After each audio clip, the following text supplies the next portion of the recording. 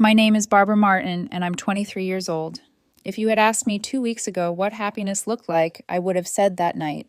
The fairy lights, the music, my mother's reluctant smile, the way Ryan's hand trembled when I slipped the ring onto his finger. Everything was perfect, or so I thought. The night of my engagement feels like a lifetime ago now. Sometimes when I close my eyes, I still see it in fragments, laughter under golden lights, my Uncle Thomas raising his glass, Amelia watching from the corner of the room with that unreadable smile she's always worn. I thought it was her way of showing approval. Now I know better. Uncle Thomas hosted the dinner at his house, a warm countryside style place, filled with the kind of quiet that money can't buy. He'd been the one constant in my life since Dad died when I was a baby. My mother Margaret did her best, but she was always tired, always stretched thin between bills and broken dreams. Amelia, my older sister, remembered Dad, the way he used to lift her onto his shoulders and call her his golden girl. I grew up hearing about that from everyone, so it was no surprise that she grew into someone who needed to be adored. I was always the quieter one, the one people forgot was in the room until someone needed to pass a napkin. Amelia shined. I learned to stay out of her light. Even that night she shined, tall, elegant, confident, with her lipstick perfectly matching the wine she swirled without drinking. She congratulated me with a hug that smelled like expensive perfume and fake sincerity. "I'm happy for you, Barbara," she said. She always said my name like it was something delicate she might break if she wasn't careful. I had spent the whole week planning the proposal. Ryan and I had been together for 3 years of late-night takeout, shared sketches, and whispered promises about the future. We both worked in architecture, and he used to joke that we were building our lives like a house, one brick of patience, one beam of faith. When I knelt in front of him at Uncle Thomas's garden, surrounded by candles and hydrangeas, I thought that house finally had a roof. Ryan said yes before I even finished asking. He pulled me up, kissed me, and for a few seconds, everything, the past, the rivalry, the loneliness blurred away. My mother clapped politely. Uncle Thomas wiped his eyes. Amelia smiled. That was the last time I thought her smile meant anything kind. She left the party early that night, said she had a migraine. I didn't think much of it. Amelia was always dramatic. Everything was always too much or not enough. Ryan and I stayed back late drinking champagne and dancing barefoot in the garden. He looked at me like I was his future. I fell asleep that night, thinking that maybe finally my life had caught up to my dreams. The next morning, the first crack appeared. Amelia didn't text. My mother mentioned she hadn't heard from her either, but that wasn't unusual. Still, something felt off. 2 days later, I found out why. It started with a message, a notification from an unknown number. I was at work reviewing a design plan when my phone buzzed. The text said, "You deserve to know the truth." Attached were screenshots. Amelia's name, Ryan's number. The timestamps were from the night after the engagement. The messages started innocently, Amelia congratulating him, Ryan thanking her, saying he felt overwhelmed. Then her reply, "You're too good for her, Ryan. She doesn't see you like I do." The words blurred before I reached the end. I scrolled, and the final photo nearly made me drop my phone. Amelia's silk blouse, the one she wore that night, crumpled on a bed I knew too well. My bed. For a few seconds, I forgot how to breathe. I just stared at the screen until my hands started shaking. The office around me faded into silence. All I could hear was my own pulse, heavy, hot, and hollow. I left work early without saying a word. When I got home, Ryan's jacket was still hanging on the chair, his shoes still by the door. I stared at them like they were foreign objects. My stomach twisted. Every detail of our home, the throw blanket he bought, the framed photo from our trip, felt like part of a lie. It wasn't until I saw the wine glasses from our engagement toast still in the sink that I broke. I threw them into the trash and started packing. Every shirt, every book, every reminder of him went into a cardboard box. My hands moved like they weren't my own. When I was done, I left the box outside the door. Then I called the locksmith. He came within an hour. I told him I'd lost my keys. I didn't explain that I'd lost something far greater.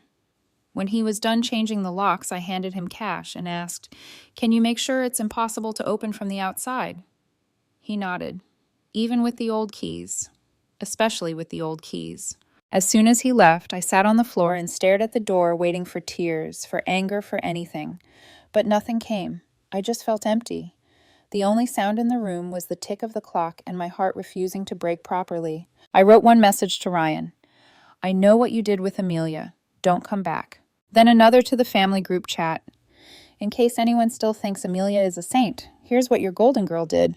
I attached the screenshots and hit send. Ryan showed up that evening, banging on the door, shouting my name, swearing it was a mistake. I didn't open. I listened to him from the other side, his voice cracking, his words tumbling over each other. It didn't mean anything, Barbara. Please, I was drunk. But Amelia doesn't drink. And Ryan doesn't lie well. He begged for 20 minutes, then silence, then footsteps fading down the hall. 5 minutes later, Amelia called. I declined. She called again. I blocked her. That night, I sat in the dark living room listening to the rain. The ring on my finger felt heavier than metal. My mother texted me once, "What's going on?" but I didn't answer. I looked at the box outside through the peephole. It was still there, soaked under the rain. And for the first time, I didn't feel weak for walking away. I felt strong, numb, but strong. People think betrayal feels like fire. It doesn't.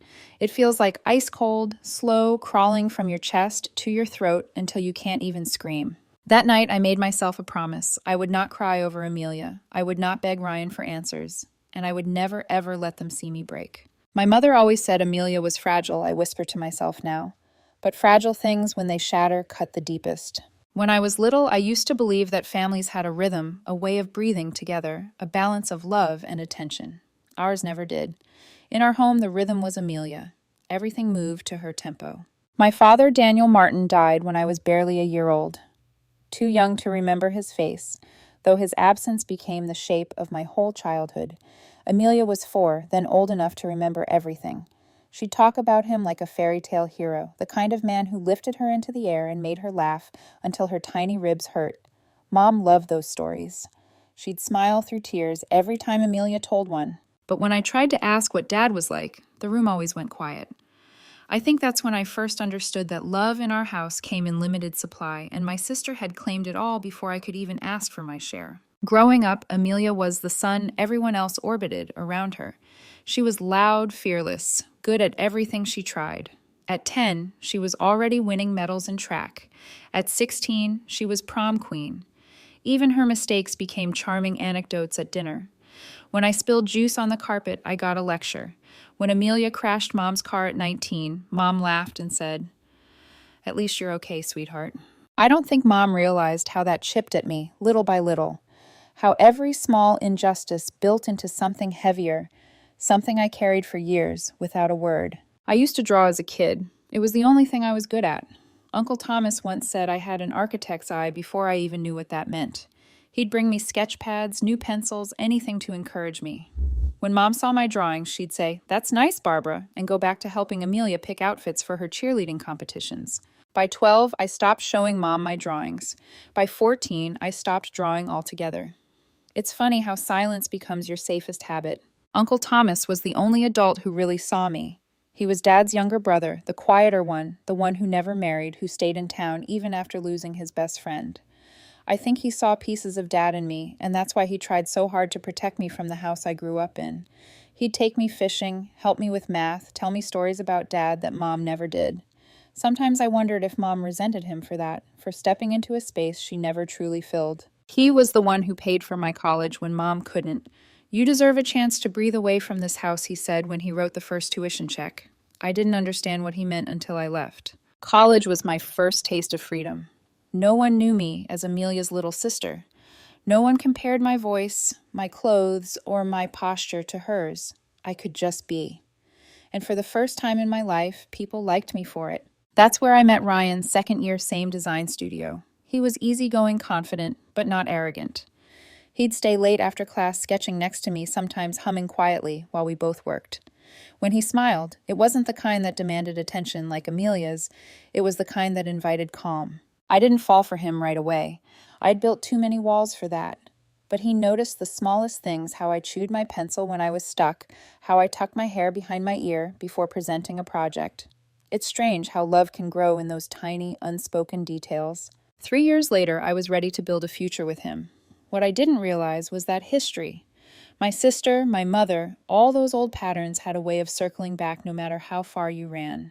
When I introduced Ryan to my family for the first time, I was nervous more than I should have been. Uncle Thomas liked him instantly. Mom smiled politely, but asked too many questions about his salary. And Amelia, she laughed a little too hard at his jokes. I remember sitting at the table watching them talk. Ryan kept trying to include me in the conversation, but Amelia had a way of pulling the spotlight without even trying. She asked him about architecture, about his career plans, about how difficult I must be to live with since I was such a perfectionist. Ryan smiled awkwardly. I did too, pretending it was funny. That was Amelia's art form humiliation disguised as humor. Over time, she started calling him directly, just to ask for advice about renovating her apartment. I trusted him. I wanted to trust her.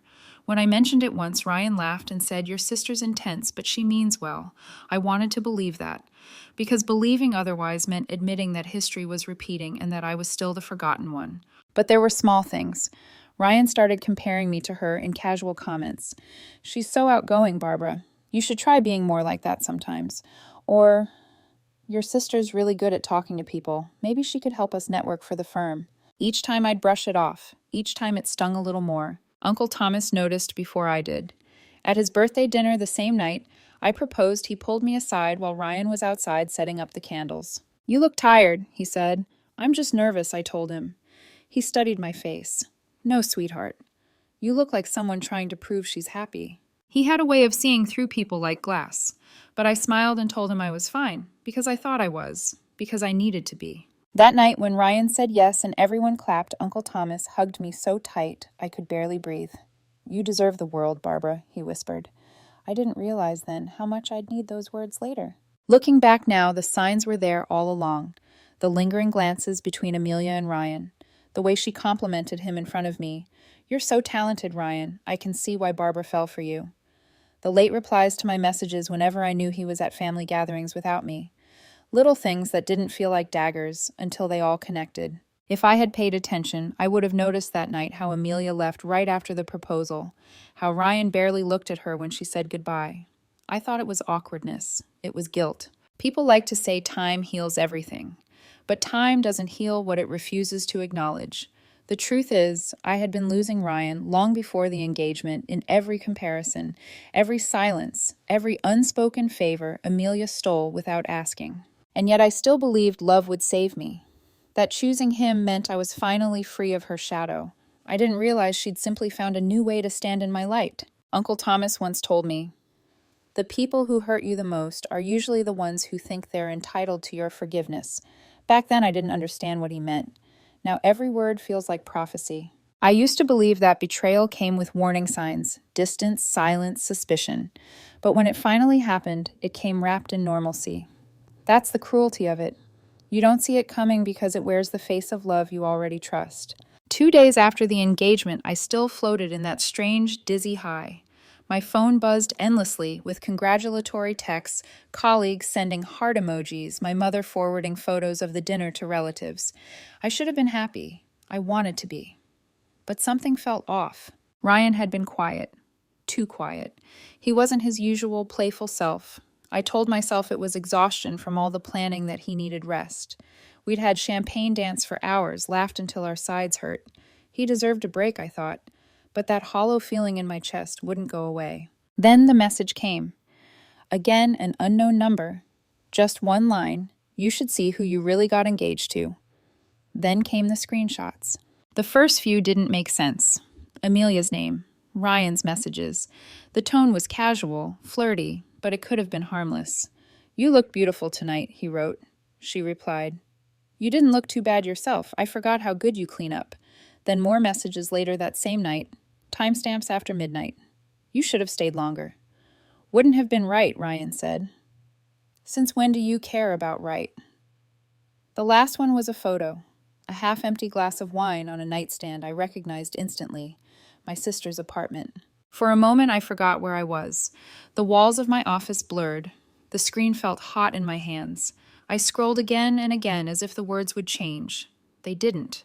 The proof was there in her flirtatious replies, in his weak excuses, and in the cruelest confirmation of all Amelia's final message, "You know she doesn't deserve you. She never did." I remember driving home on autopilot. I don't even recall the route, just the sound of my own heartbeat pounding against the steering wheel. When I unlocked the door, the air inside the apartment felt stale, thick wrong. Ryan's shoes were still by the door, his jacket on the chair, like he still lived there, like he still belonged. I stood there for a long time, staring at everything that used to make sense. The painting we'd chosen together, the coffee mugs we'd argued over, the faint scent of his cologne still clinging to the couch cushion. Everything ordinary suddenly looked obscene. I didn't cry right away. I didn't scream. I didn't even break anything. Instead, I walked to the bedroom, opened his closet, and began packing. Every piece of clothing folded with precision. Every keepsake dropped into a box without a sound. The engagement card he'd written to forever went in last. When I taped the box shut, I wrote one word on top in black marker, his. Then I called the locksmith. He came an hour later, cheerful and oblivious. Breakup, he joked when he saw my face. Betrayal, I said flatly. Make sure no one with the old keys gets in.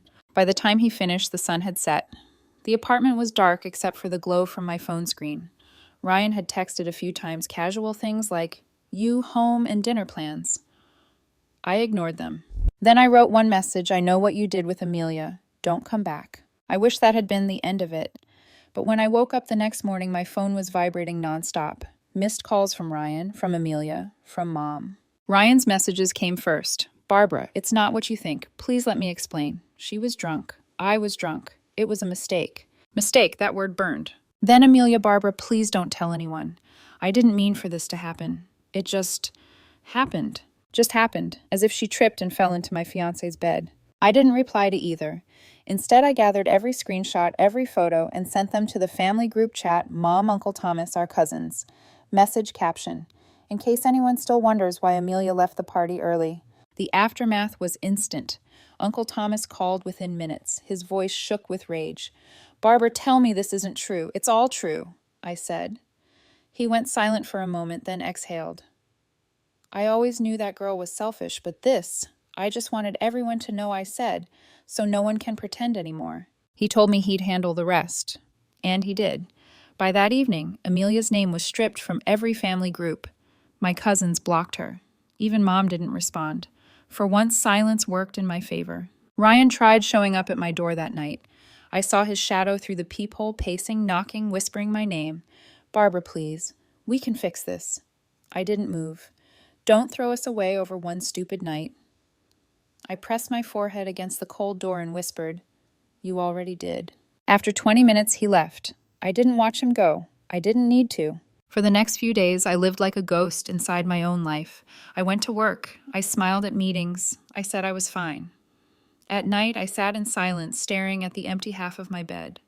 Sometimes I'd hear my phone buzz with messages from family or Amelia's number flashing again and again. I never answered. It wasn't until the fourth day that my mother finally showed up. She didn't call first, just knocked on my door like she had every right to. When I opened it, she looked furious, not devastated, not sympathetic. Furious. Why did you send that to everyone, she demanded. Because it's the truth, I said. She looked away, pressing her lips tight. You humiliated your sister. She humiliated herself, I snapped. I just refused to cover for her this time. Mom's eyes softened for a split second, then hardened again. You should have come to me first. Family matters stay private. I almost laughed. You mean her mistakes stay private, but mine never did. She didn't answer. She just said, Amelia's been crying all week. She's not well. And for the first time in my life, I realized my mother's loyalty had never been to justice. It had always been to Amelia. That night, I sat alone again, staring at my phone. Ryan's number was still in my contacts. So was Amelia's. I hovered over both, thumb shaking slightly before hitting block. Then I called Uncle Thomas. She came by, he asked. Yes. And she wanted me to feel sorry for Amelia. Of course she did, he muttered. She's been making excuses for that girl since she was 5 years old. His voice softened. Listen, Barbara, you did the right thing. Don't let anyone tell you otherwise. I just want it all to stop, I said quietly. It will, he said, but not until they realize they can't control you anymore. That night I turned off my phone, drew the curtains, and finally let the tears come. Not for Ryan, not for Amelia, but for the years I spent believing that if I just tried harder, loved better, I'd finally be enough for my family. Turns out you can't win a game that was rigged against you from the start. If betrayal was a wound, then silence was the infection that followed. For the first week after I exposed them, the Martin family group chat, once a storm of daily chatter, went dead. One by one, profile pictures disappeared. Conversations stopped. Even my mother's cooking photos and morning blessings vanished. Only Uncle Thomas still messaged me simple things like, "You holding up, don't let her guilt you. You did what had to be done." He didn't ask for details, he already knew. But not everyone stayed quiet. The first to break the silence was my cousin Melissa Amelia's old cheerleading partner and childhood sidekick. "I can't believe she'd do that to you," she texted. "I always thought she was jealous of you, but it's disgusting." Then another cousin, then an aunt. One by one, messages of sympathy poured in, and I should have felt comforted. Instead, I felt hollow because I knew that gossip and empathy often came from the same place, curiosity. Still, at least the truth was out. For once, I wasn't the one being whispered about. Mom didn't text, didn't call, didn't even open my messages until the 7th day. The knock came late in the evening. I knew it was her before I looked through the peephole. Mothers have a certain rhythm to their knocks, 3 short, 1 long. When I opened the door, Margaret Martin stood there in her usual cardigan, her eyes red-rimmed, but not from crying. From anger. "Can we talk?" she asked flatly. I stepped aside wordlessly. She walked in like she owned the place because in her mind she always did. She looked around the apartment, scanning the empty shelves where Ryan's things used to be. "So it's true," she muttered. "You really threw him out." I folded my arms. He slept with Amelia, Mom. What else was I supposed to do? Make him breakfast? Her eyes flicked to me sharply. "Lower your voice. I'm not here to argue. Then what are you here for?" "To talk some sense into you," she said, as if she was the reasonable one. "I heard from Amelia. She's devastated, Barbara. She said you sent screenshots to everyone." I gave a dry laugh. "She's devastated." "That's rich." "Don't mock your sister," Mom snapped. "You humiliated her in front of the entire family. You could have handled it privately." I stared at her in disbelief. She handled my engagement privately, too, in her bedroom. The silence that followed was thick enough to choke on. Mom's jaw tightened, but she didn't look away. "You think I'm defending what she did?" she said carefully. "But you need to understand, Amelia isn't stable right now. She's been struggling for years. She's lonely. She's insecure. She's manipulative," I cut in. "She's always been. You just never wanted to see it." Her voice trembled now, not from fear, but fury. "You've always resented her, because you made me compete for love that was never up for grabs." "That's not true. Isn't it Dad died, and you poured everything you had left into Amelia? I was just the shadow that reminded you of him." She took a step forward, pointing a finger. "Don't twist this into childhood drama. This is about now, about family. You've torn it apart." I laughed, sharp, bitter. "No, Mom. Amelia did that. I just stopped cleaning up after her messes." For a moment, neither of us spoke. The only sound was the hum of the refrigerator and the faint buzz of the city outside. Then she sighed, that long, heavy sigh that always meant she'd decided I was too stubborn to bother with. "Fine," she said softly. "If that's how you feel, I won't force you. But you've made your sister an outcast. She's miserable. I hope you can live with that." I looked her dead in the eye. "I've lived with worse." She shook her head and reached for the door. "When you've calmed down, you'll regret this. You'll see. I've been calm for 23 years, Mom," I said quietly. "And look where it got me." She paused for a split second, her hand on the doorknob. "You're just like your father," she whispered, not kindly. Then she left. The door clicked shut behind her, and something inside me snapped, not from anger, but exhaustion. All those years I'd spent trying to win her approval, every compromise, every quiet ache, and in the end, nothing had changed. She would always choose Amelia, even now, when Amelia had done the unforgivable. I slumped to the floor and let the silence press against my ears until it rang. My eyes burned, but no tears came. Not this time. I was past tears. Instead, I grabbed my phone and called Uncle Thomas. "She came by," I said. My voice sounded foreign, flat calm. He exhaled sharply. "Let me guess. She blamed you." "Of course. She said I ruined the family." "She's wrong," he said. "You didn't ruin anything. You just exposed what was already broken." I didn't reply. The words sat in my chest like a stone. After a long pause, he said, "Barbara, listen to me carefully. Your mother can't see the truth because it would mean admitting she raised 2 very different daughters, one who gives and one who takes.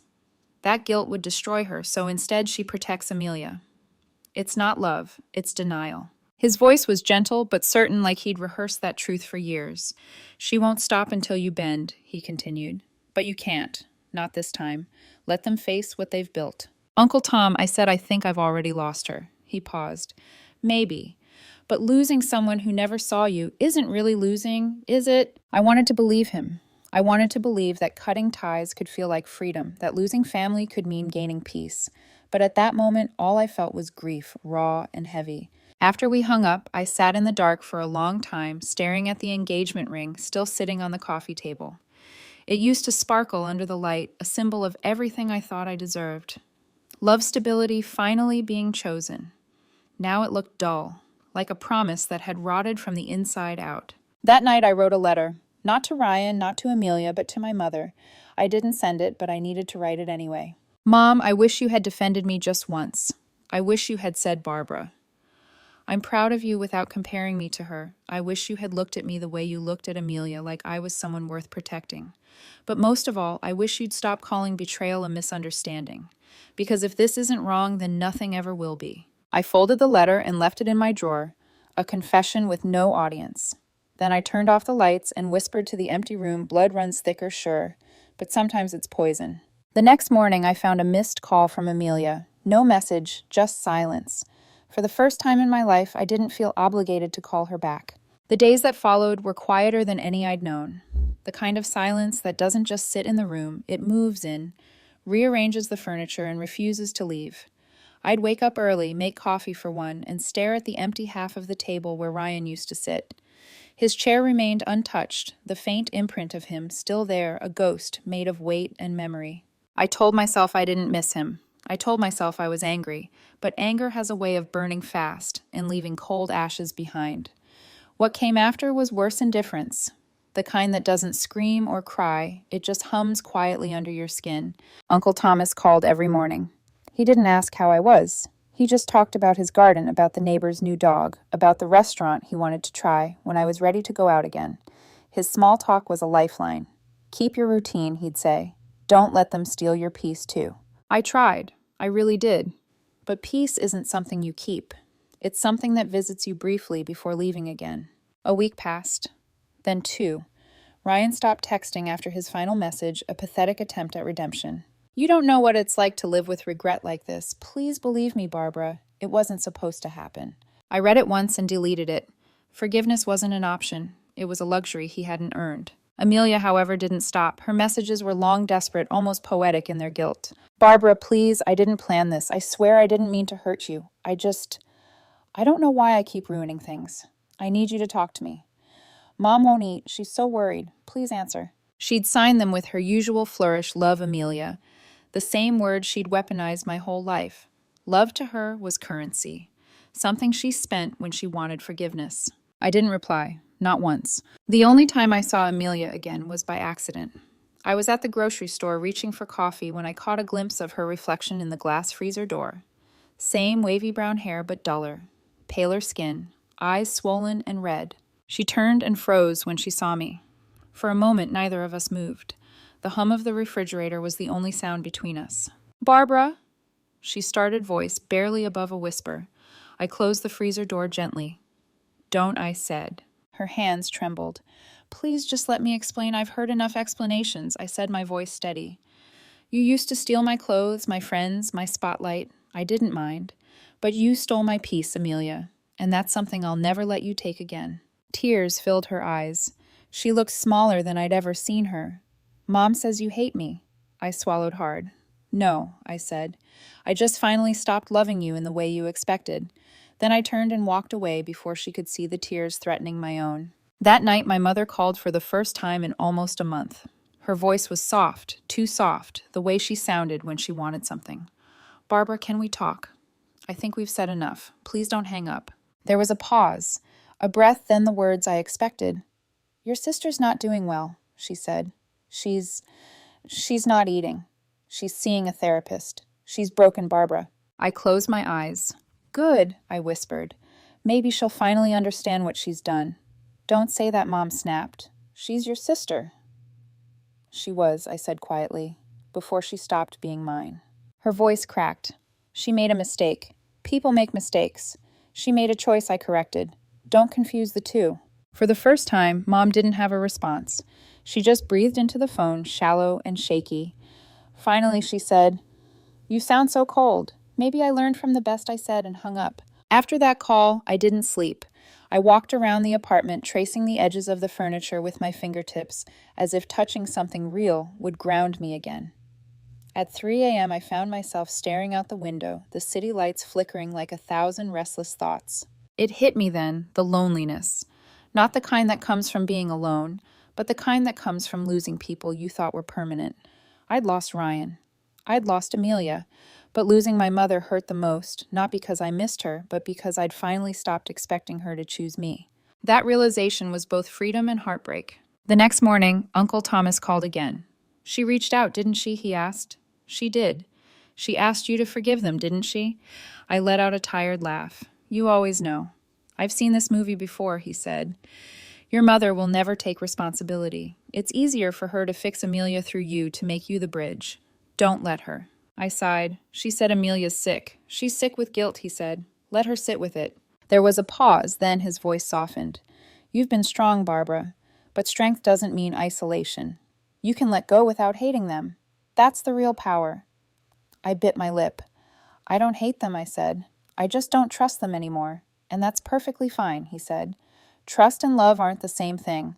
One can die, and the other can still survive quietly in the background." Later that day, I sat down and opened the letter I'd written to Mom weeks ago, the one I never sent. I read it again. The words still stung, but something in me had changed. I didn't need her to read it anymore. I didn't need her to understand. For the first time, I felt something close to peace. Not joy, not relief, but acceptance. I made myself another cup of coffee and stood by the window, watching people pass by. Strangers carrying groceries, holding hands, living unbroken lives. The world had moved on without me, and maybe it was time I did the same. When night came, I deleted every photo of Ryan from my phone. Every message, every screenshot, every trace of Amelia. It felt like deleting ghosts. Then I sat on the couch, the same place I'd cried weeks ago, and whispered to the empty room, "I forgive you. But you'll never have access to me again." The echo of silence that followed didn't feel empty anymore. It felt sacred. Like healing, slow, imperfect, but finally real. It's been a month since everything fell apart. 30 days since I stopped being someone's daughter, someone's fiancé, someone's shadow. And for the first time, I can breathe without waiting for an apology that will never come. The mornings are quiet now. The kind of quiet that used to make me anxious, but lately feels like relief. I wake up, make coffee, open the curtains, and let the sun in. No messages from Ryan, no guilt-laced calls from Mom, no desperate pleas from Amelia. Just stillness. People assume peace feels light. It doesn't. It feels heavy at first, like carrying your own freedom on your back until it stops hurting and starts fitting. I still hear their voices sometimes, echoes of old conversations that used to define me. Mom's constant comparisons. Amelia's laughter, sweet, but edged like glass. Ryan's empty promises. But each memory feels quieter now, fading into the background noise of a life I no longer live. Last week, Mom tried again. Another call, another guilt trip. When I saw her name on my screen, part of me wanted to ignore it. But something in me, maybe curiosity or mercy, made me answer. Her voice was trembling. "Barbara, please don't hang up. I need to tell you something." I said nothing, just listened. "It's about Amelia," she continued. She's not doing well. The therapist says she's depressed. Ryan left her, and she hasn't gone to work in weeks." I could hear her sniffle softly, a controlled sadness, the kind she performed for sympathy. "She keeps saying she deserves this," Mom whispered, "that she ruined everything, and I can't. I can't watch my child destroy herself." I let her speak, let her grief fill the silence between us. Then I asked quietly, "Did she ever apologize?" Mom hesitated. "She's not ready yet." "Not ready," I repeated, letting the words settle like ash. How convenient. "Barbara, she's sick," Mom insisted. "This isn't about blame anymore. It's about family. You're all she has left." That line, "you're all she has left," hit me harder than I wanted to admit. Because once upon a time, Amelia was all I had too, before I learned that her love always came at a cost. "Mom," I said finally, "do you remember what you told me after Dad died?" She was silent, confused. You said we had to be strong for each other. You said family means standing by one another no matter what. And I believed you. I stood by you. By her. Even when it broke me. Barbara, no. Listen. My voice steadied. You spent my whole life teaching me to forgive Amelia. Every lie, every insult, every betrayal I forgave because you told me she was fragile. But fragile people still make choices. She chose to hurt me, and you chose to protect her. That's not love, Mom. That's blindness. The line went quiet except for her uneven breathing. Finally, she said, You sound so cold. I'm not cold, I said softly. I'm done being burned. And then for the first time in my life, I hung up on my mother. After that call, something in me clicked. Not like breaking, but like unlocking. All my life, I thought strength meant holding on. But maybe real strength is knowing when to let go, not out of anger, but out of self-respect. I went to see Uncle Thomas that weekend. He was in the garden, trimming his roses when I arrived. The late afternoon light painted everything gold soft and fading like peace itself. You look better, he said as I sat down beside him. I feel different, I said. Not better, just lighter. He smiled knowingly. That's what freedom feels like. It's not joy. It's absence, the absence of noise. We sat in silence for a while, the kind of silence that heals instead of hurts. Then he said, You know, your father would have been proud. I laughed quietly. You always say that. Because it's true, he said. You have his backbone and his mercy. I don't know about mercy, I murmured. I told Mom, I'm done. Mercy doesn't mean going back, he said. It means walking away without bitterness. And you've done that. Before I left, he handed me something small, a photo of Dad holding me as a baby. I'd never seen it before. He kept this in his wallet, Uncle Thomas said. Your mother gave it to me after the funeral, said I should keep it safe until you were ready to understand. I traced the faded edges of the photo, Dad's smile, my tiny hand gripping his shirt. Do you think he'd forgive them? I asked. He thought for a long moment, then said, I think he'd forgive you for finally choosing yourself. That night, I took one last drive past my mother's house. The curtains were drawn, the lights dim. I didn't stop. I didn't need to. Some goodbyes are best said in silence. When I got home, I placed the photo of Dad on my desk. Then I picked up the ring Ryan had left behind, still in its velvet box, untouched since that night. I opened the window and held it up to the moonlight. For a moment, it sparkled again, cruelly beautiful, like every lie I'd ever believed in. Then I dropped it into the small lake behind my apartment building and watched the ripples fade. No tears this time, no rage, just calm. As I turned away, I whispered one last thing, not to Ryan, not to Amelia, not even to Mom, but to the version of myself that had endured them all. You don't owe anyone your pain. It's strange the way life reclaims itself after ruin. I go to work again. I smile, even laugh sometimes. The world didn't stop for my heartbreak, it never does. But I stopped for it. I faced it. And that's enough. I don't know if I'll ever reconcile with my family. Maybe someday when apologies are real and love isn't a negotiation. But until then, I'll keep building. Brick by brick. Not a house this time, but a life that belongs only to me. As I drive out to the countryside one last time, the sky burns orange with the setting sun. I roll down the window, the wind rushing through my hair, and it hits me. I am free. Not untouched, not unscarred, but free. And maybe that's all healing really is, learning to love the sound of your own silence after a lifetime of being drowned out.